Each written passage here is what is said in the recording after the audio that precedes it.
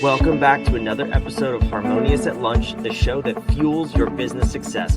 I'm Brandon Gano, your host and guide through the world of harmonious business growth. Today, we're unlocking powerful strategies with industry experts to help your business thrive. If you're a business owner, entrepreneur, or executive, you are in the right place. Join me and our incredible guests today on the journey to clarity, growth, and success. It is time to revolutionize your approach to business. Let's dive in with another episode of Harmonious at Lunch.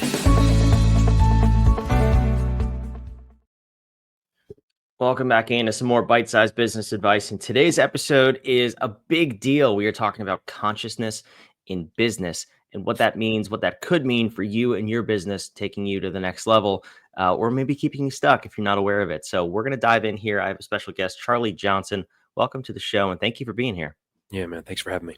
Charley, your title is a Chief Consciousness Officer. We all know what consciousness is, but I've never heard this title or this topic in the context of business. So why don't you walk me through the overview of what is this and why are we here today? Well, in your intro, you talked about clarity. Speaking now, you talked about how most people know consciousness. I would kind of disagree with that. Quite a few people don't, right? They're always using the mind. The mind's the middleman. But what you said is consciousness is everything. Businesses, you, me, everyone have been using consciousness. We came from consciousness. We are consciousness. It's basically like we've had a blank check and we've cashed it for $100 because we've constantly been using the mind.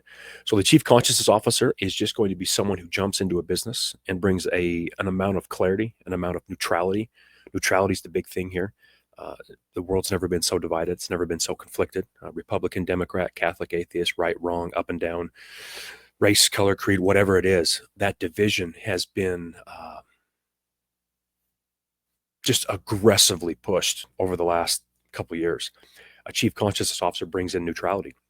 It allows both sides to understand that they're just the heads to the tails of the coin. For the side that thinks a Republican that thinks the Democrats ruining the world, the Democrat thinks the Republicans ruin the world. That simple phrase sounds like everyone understands that. But when you bring that to their attention, it's a seed that's planted. The universe is the best gardener in the world, and they can't unhear it. It allows them to start to be aware that they're just like the other side, just to kind of bring a little bit less division and less conflict. Yeah, I like this. And I'm thinking through it in the context of business. Or in the world in general. Everything you said is so spot on, and it's only getting worse by the day. For this person in a business context, a chief consciousness officer, give me a sense of what you see that role being like. What does a day-to-day look like in that person's life? Well, they report to the CEO. They don't have authority over other divisions, programs, marketing, sales, anything like that.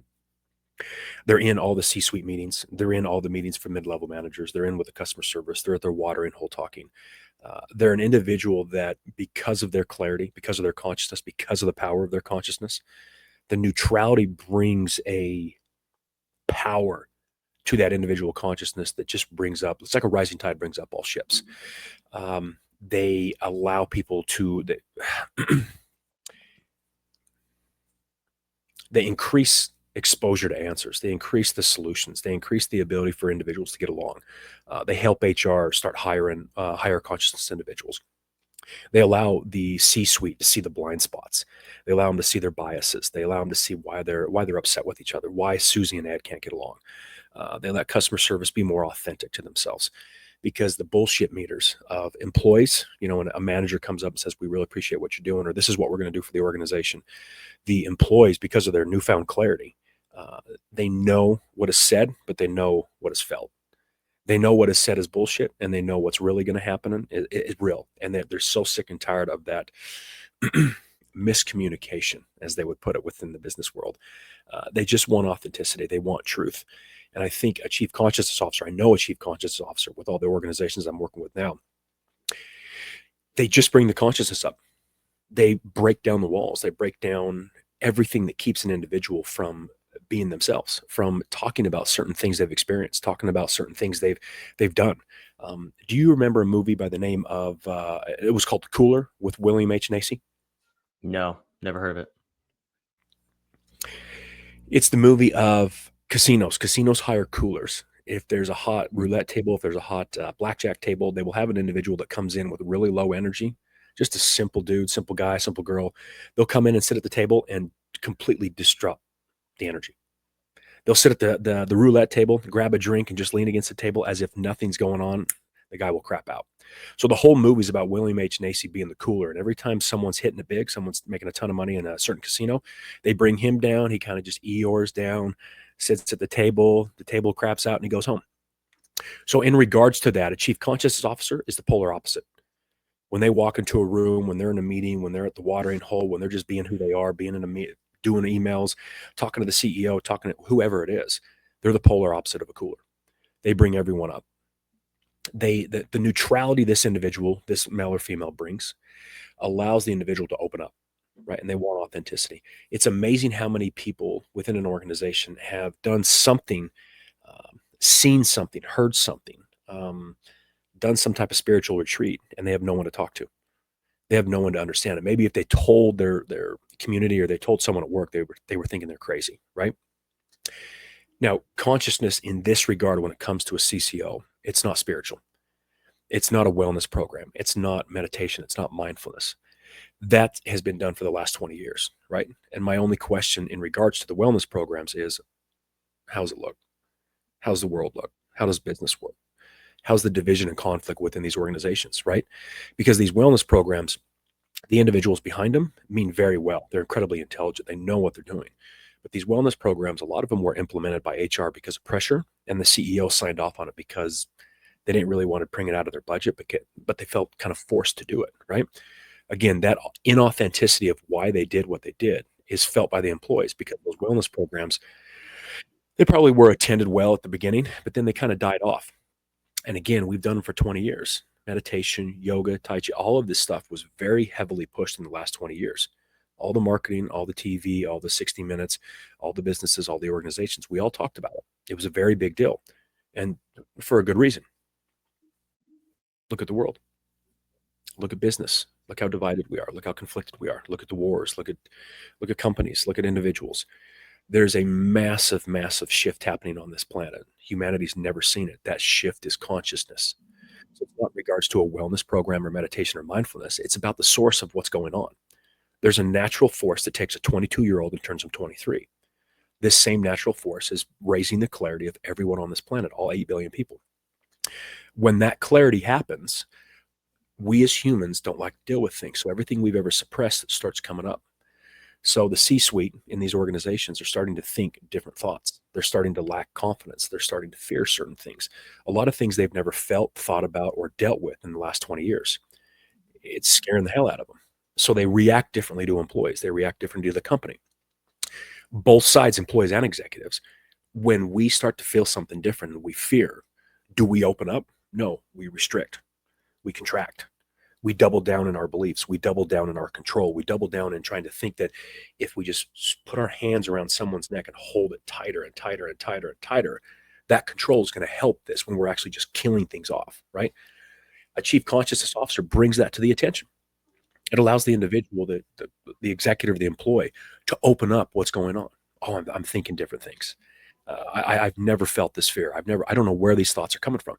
Well, an individual like me who's been with a teacher for 10 years, who understands consciousness, who understands clarity, who understands things at a very high level, can let them know that this is what's happening. This is the shift. This is consciousness. This is natural. It'll pass. That type of knowledge to someone who's never felt or thought certain thoughts is the most disarming thing in the world. It's the biggest relief you can ever imagine because they're starting to feel things that they don't even want to share with their spouse or their kids because they feel like that's going to make the fear grow in the family, within the household, within the company, within the organization. Maybe if they tell their boss what they're feeling, maybe they won't be an employee anymore. We've got to open up onto this because everything we've ever suppressed has built the world we're looking at right now. So there's a natural shift of consciousness that forces it to the top, and it's not comfortable. Me knowing what I know, the teacher, the guidance I've had, it still sucks. I would never choose this. I would never wish this upon my worst enemy. But a chief consciousness officer starts to bring into the world what consciousness is.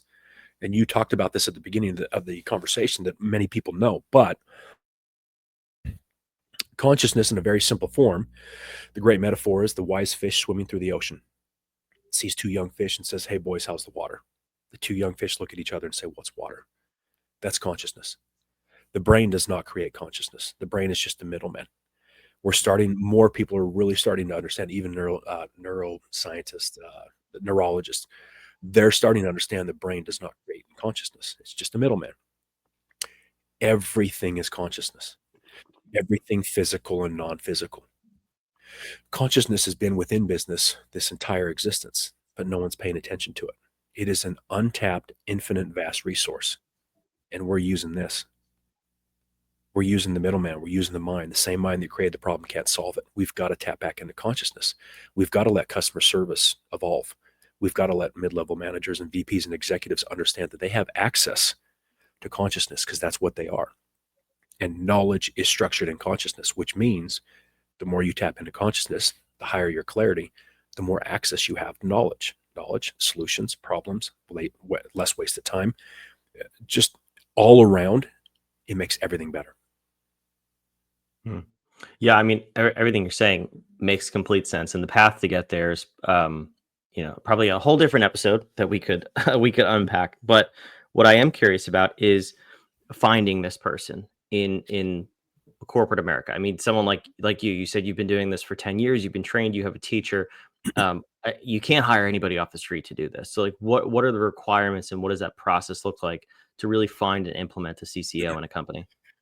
Okay, so I've got 20 years of business owner, 260 employees. I ran the Pay It Forward Foundation for many years, and then I've got the 10 years with my teacher, right? So you're going to look for an individual like that. It's going to be rare, but there are individuals like that. Most people who spend time with a teacher like I did leave the world behind and just go meditate, become super spiritual. That's perfectly fine.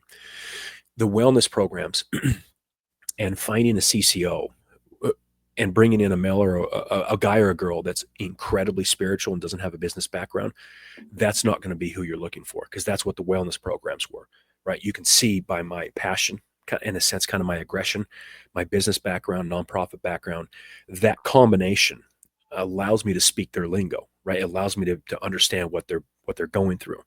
I'm not just going to walk in and say, okay, you're super stressed, the P&L's this, or you got quarterly this. Just meditate it off. Meditation's not going to solve that. Mindfulness is not going to solve that. Yoga is not going to solve that, right? I really do understand. I've done all the modalities. I've done modalities that make no sense to the laws of physics. I get all of it at a very, very clear, high level. What I would like to do, and what I appreciate of individuals like you allowing, is for us to talk about this, getting more exposure, because the first organization that does hire this person, this position, other companies are going to wonder what they're missing. And you know as well as I do, they're going to jump on board. So I'd like to get hired on full time. And then I'd like to help other organizations find this individual, because it's not going to be a loose fitting, white clothing, mala bead wearing individual that doesn't like capitalism and thinks money's for the birds. That's not going to work. It needs to be someone with a business background who understands clarity, understands consciousness, and understands how we need to merge those together. Now, as much as I'm starting to get exposure for this in the last month because of people like you, I've had quite a few people cross my path who say, I can't believe I didn't think about this. This is the position I would love. And they're entrepreneurs. They're business owners. They're conscious capitalism. The Whole Foods guys, conscious capitalism, right? There are quite a few people in the conscious capitalist world.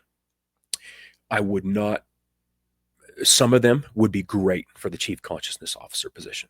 They're coming from it from a unique perspective. I don't think they have as much training as I do with the teacher and the clarity and understanding consciousness, because they always talk about conscious capitalism, not consciousness. They're two drastically different things. Mm-hmm. But I do love to see that moving forward. Whole Foods has been all about it. What's his name? John Mackey in the book, and conscious capitalism, that's been around for 10, 15, 20 years. Again, still look at the world. So there's a lot of people talking about conscious capitalism, but still look at the world. We are more divided than ever. We are more conflicted than ever. So there's still something missing. And what I think that's missing is an individual who can bridge that gap more. Because there's a lot of CEOs and company owners that really are attracted to conscious capitalism. It's something they push. It's something they put hashtags on. It's something they think their business is about. But I don't think they truly understand yet what consciousness is and how to allow their customer service, mid-level managers and VPs tap into that vast resource. Because conscious capitalism is just one step removed, in a sense, from normal business with a plaque on the wall that says, we're a little bit different, we're a little bit more conscious. Great.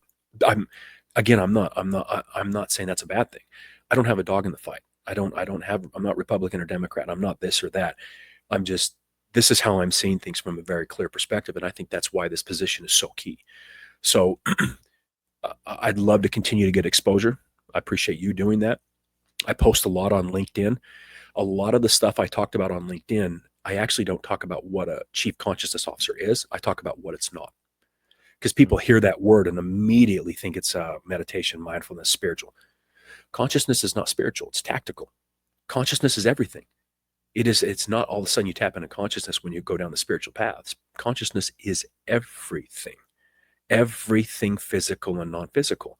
What we need to understand is this world is full of different levels, just like grades. A lot of people are going to go from 3rd to 4th grade. A lot of people are going to go into junior high from elementary. Some are going to go into high school from junior high. That's the other thing a chief consciousness officer will understand, is they know very quickly where that individual is. They will help them raise their consciousness and clarity at that level. And what I say by that, level is not better. We don't get mad at an 8-year-old for being in 2nd grade. And we have a 16-year-old in 10th grade. That 16-year-old is not better than the 8-year-old. They're just at different levels. One's in 2nd, one's in 10th. We don't see them as better. We only just see them as different. And we're not getting mad at the 8-year-old for believing in Santa Claus and only caring about the crush he has and wanting to go into 3rd grade. Understanding different levels of consciousness as well within an organization. Why two people clash usually is because of level of consciousness, not because one Republican is Democrat. That's the structure, the constructs, the conditioning we have. Oh, she's liberal and he's conservative. They just don't get along. That's fine. But when we bring consciousness, the understanding that both sides are just heads and tails of the coin, and someone in the organization can politely understand in a very neutral way that the level of consciousness for these two individuals probably is not going to work, right? Do you ever hear anyone talking about levels of consciousness? No. Even in the spiritual realm, they're not talking about it. Dr. Hawkins and Rama, there's a few books about levels of consciousness and what it means. But imagine what else is there as to why a educated, intelligent individual is Republican and an educated, intelligent individual is Democrat. There's conditioning in how they were raised, but how can we not see that both sides are doing the same thing? How can we not see that all the religions are headed up the same mountain? Again, this is all in a sense, when you talk about it out loud, people are like, yes, yeah, that's right. I understand that. It's not anything revolutionary, but they're missing the point of, yeah, I get it, but I'm still Republican. Yeah, I get it. And I'm still Catholic. And I think atheists are crazy. Yeah, that's fine. I'm not trying to change beliefs here. Really, I'm not. I'm just bringing to the awareness that the level of consciousness is why there's so much conflict and division on this planet. Why these individual sides cannot see they're doing the same thing, because each side believes the other side's ruining the world. So how do we change that? We've been doing this for thousands of years and wondering why the world's never been so divided. Luckily, consciousness, this invisible force, is naturally, in a sense, dissolving that, because it's making everyone shift in their clarity. Because when we're left to our own devices, you see the world we create. Yeah, I mean, would you say it's really about just pausing to understand I am talking to or disagreeing with another human being that is made in the exact same way that I am, and I just need to understand where they're coming from and find some neutral ground. I mean, there's so much more to it than that. I'm not trying to oversimplify it, but No, I it feel is like that we're simple. just in a it is. Brandon, Okay. it is. Brandon, it is. Like Einstein, if you can't explain it simply, you don't understand it well enough. There's no need for intelligence here. There's no need Oh, for good, because I report. have none. That's No, because neither fantastic. do I. Neither do I. I'm not educated. Like, I just ran into a business at 16 and loved it. So it's not about overcomplicating this. What you just said is what everyone says. But to each their own is the first thing thrown out the window when everyone puts pressure on them, or a Republican and a Democrat don't get along, or Trump's um, elected and you're a Biden guy, right? So what you said is so so kind and so polite and so correct, and I hear it from both sides. Everyone has great stories of people they love. They all say, we to be the change you want to see in the world. Gandhi. They all say the right things, like you just said. But again, look at the world. 60 Minutes says it. CNN says it. Fox News. They all say the same thing. Well, we're Why? still attached to our beliefs and Yeah, agendas, and that has consciously. to be let go. Yeah, consciously or subconsciously. And it doesn't really need to be let go, because I don't see Catholics anytime soon becoming atheists and vice versa. And I don't see Republicans uprooting their things and becoming a Democrat. And I really don't see a lot of people getting to the point where I am, where I'm neutral and I don't care about either side. All we can do is just bring to their attention that both sides are basically doing the same thing. And we can shift that level of awareness so the seed is planted, which will shift naturally the clarity.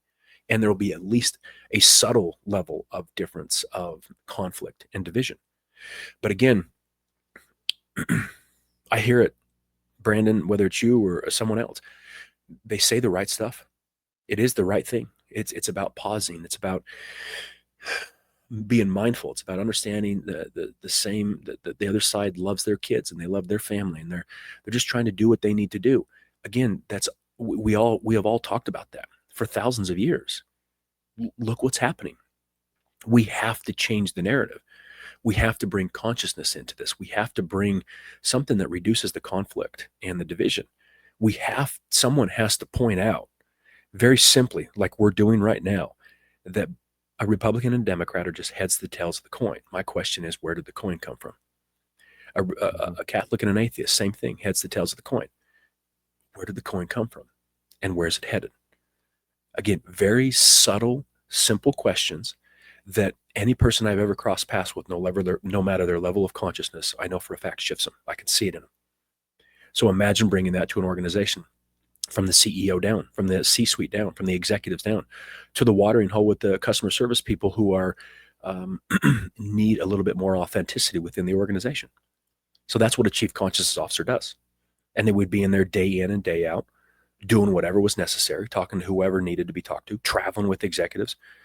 Someone like me who has a sales and a marketing background could help with marketing, could help with sales, could help HR hire different individuals, could help the CEO be more strategic moving forward. It's just, I think it's the most crucial thing since a CTO was hired for technology when technology took over. Yeah, I mean, like I said before, it makes sense, and when you look at it that way, it really is a strategic business decision. But the distinction is you're not saying it's like the wellness programs where it's just a woo-woo thing. Like you're relating it to actual outcomes in business, which that person needs to be grounded. They need to have a business background like you're Mm-hmm. saying.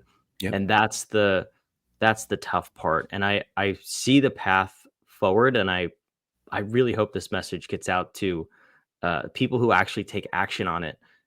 I just see that as your biggest hurdle at this point is having companies adopt it, but then be able to find that individual like yourself. And there's just not enough of them out there, which time will change. But I hope you lead that change.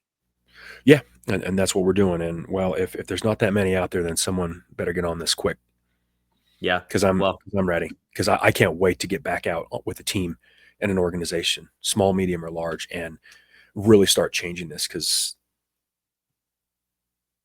it's going to be absolutely incredible when that happens.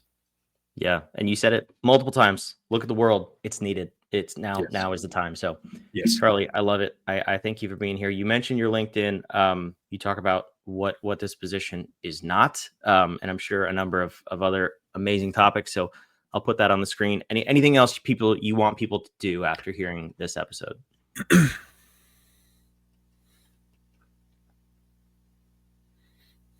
Just look into consciousness. Look into your own bias. Look into your own blind spots. Look into your own conditioning. Understand that the individuals on the other side that you disagree with, dislike, or think are wrong, they think the exact same thing as you. I'm not trying to change sides for you. I'm just saying be aware of that. And then if you have questions, you've got my link on the consciousness on LinkedIn. I'll give you my email and cell phone. And if there's organizations out there that are looking into this position, message me. I'd love to help. It could be on a consulting basis, or it could be full time, but I'm ready. Awesome. I love it. Charlie, thank you for being here. For those of you watching, listening, the links, everything down below in the show notes. So go check that out. We'll see you on tomorrow's episode of Harmonious at Lunch. Thanks for listening to another episode of the Harmonious at Lunch podcast. Make sure you subscribe on whatever platform you're on, and we want to invite you to join us in the Small Business Success Facebook group, our private group where guests and listeners come together to grow your business. We want impact-driven entrepreneurs who are ready to go to the next level in this group so we can all share ideas, collaborate, and grow our businesses together. Go to whatif.com/group, and we want to invite you to join today. See you on the next episode of Harmonious at Lunch.